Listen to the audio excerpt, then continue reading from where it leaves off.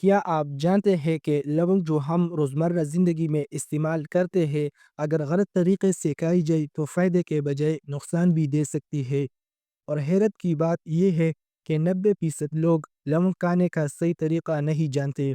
آج کے ویڈیو میں ہم آسان زبان میں بات کریں گے کہ لونگ کو درست طریقے سے کیسے استعمال کیا جائے تاکہ اس کی اصلی فائدے حاصل ہو سکے۔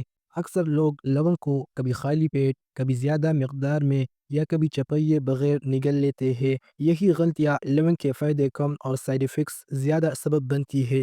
اصلی مسئلہ لونگ نہیں، اس کا غلط استعمال ہے۔ لونگ میں قدرتی طور پر ایسے اجزاء پائی جاتی ہے جو کہ ہضم کو بہتر بنانے میں مدد کرتی ہے، منہ کی بدبو اور دانتوں کی مسائل میں مدد ہو سکتے ہیں، جسم میں موجود فضلہ مادے کے اخراج میں مدد کرتی ہے، موسم کی تبدیلیوں میں گلا سینہ کو آرام پہنچاتی ہے۔ صدیوں سے اور جدید سائنس کے مطابق دونوں میں لونگ کو ایک قدرتی سپورٹ فوڈ مانا جاتا ہے، لیکن شرط یہ ہے کہ اسے مناسب مقدار اور صحیح طریقے سے کھائی جائے۔ لونگ استعمال کرنے کا آسان اور عام طریقہ یہ ہے: روزانہ ایک لونگ کافی ہوتی ہے۔ ایسے کھانے کے بعد یا نمی گرم پانی کے ساتھ لینا بہتر سمجھا جاتا ہے۔ لونگ کو ہلکا سا چپا کر استعمال کیا جائے تاکہ اس کے اجزاء آہستہ آہستہ اثر کرے۔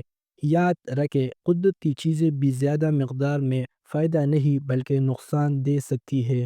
صحت چھوٹی چھوٹی عادتوں سے بنتی ہے اور صحیح معلومات آدمی بیماری سے بچا لیتی ہے۔